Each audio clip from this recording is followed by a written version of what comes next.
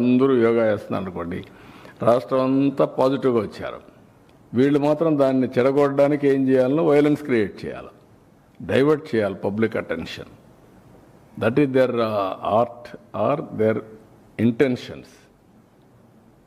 అందుకే క్రిమినల్స్ ఎప్పుడు కూడా క్రిమినల్ బ్రెయిన్సే పనిచేస్తూనే ఉంటాయి. వాళ్ళకు నరికేస్తాం, చంపేస్తాం, రఫ్ ఆడతాం,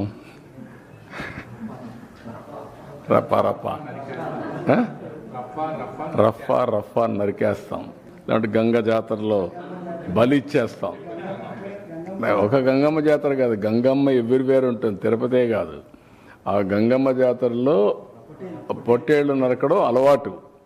ఏ ఊరికి ఆ ఊరు ఇది ఇస్తారు, బలిస్తారు, పశువులు బలిస్తూ ఉంటారు. అది ఇప్పుడు మాట్లాడే పరిస్థితి. ఊర్లో గ్రామ దేవతలు కూడా ఇచ్చేవాళ్ళు ఒకప్పుడు. ఒక ఊర్లో గ్రామదేవత ఉంటే శక్తిని బట్టి ఒక పొట్టేల్ని బలిచ్చేవాళ్ళు. అప్పుడు అది పెద్ద ఫంక్షన్ చేసేవాళ్ళు ఊర్లలో. మేము చిన్నప్పుడంతా చూసాం.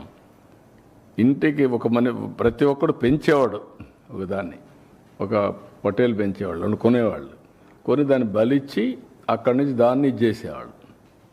అట్లా ఏరియస్ అంటే అంత ఆ స్టేజ్కి వెళ్ళిపోతున్నారు వీళ్ళు. ఏం చెప్తా, డెఫినెట్గా చట్టబద్ధకి వస్తుంది. ఎవరికి కూడా హక్కు లేదు ఇష్టానుసారంగా టెర్రరిజం క్రియేట్ చేయడం, లేకుంటే ప్రొవోక్ చేయడం. ఒకప్పుడు రాజకీయాలంటే ఒక బ్యాడ్ ఎలిమెంట్ ఉంటే వాడితో అసోసియేట్ కావాలంటే భయపడిపోయేవాళ్ళం, పక్కన రానిచ్చేవాళ్ళం కాదు. ఇప్పుడు వాళ్ళతోనే రాజకీయం చేసే పరిస్థితికి వచ్చేసారు. That is dangerous trend. Sir, Jaganmohan Reddy ఒక కీలకమైన మాట మాట్లాడుతున్నారు సార్. తన వెనకాల వస్తున్న జనాన్ని చూసి భయపడిపోతున్నారు, అందుకే నా ప్రోగ్రామ్ని కండక్ట్ చేయకుండా ఆపే ప్రయత్నం చేస్తున్నారు. ఇప్పుడు ఎందుకు ఇప్పుడు ఇంక 4 ఏళ్ల తర్వాత కదా నువ్వు మాట్లాడేది, అప్పుడు చూద్దాం నీ కథ. ఎందుకు ఊరికి ఇప్పుడు ఎందుకు అవన్నీ అంటే అట్లా మాట్లాడి బతకాలని చూస్తున్నారు. తప్పది. ఎవరు ఇది నేను ఎందుకే మీకు ఒక మాట చెప్పాను, విచిత్రమైనటువంటి మనస్తత్వాలు ఉండే వ్యక్తులు మారిగా ఉంటారు. ఎవరన్నా మాట్లాడతారా? పోలీసులు తిడతారా? పబ్లిక్ని తిడతారా?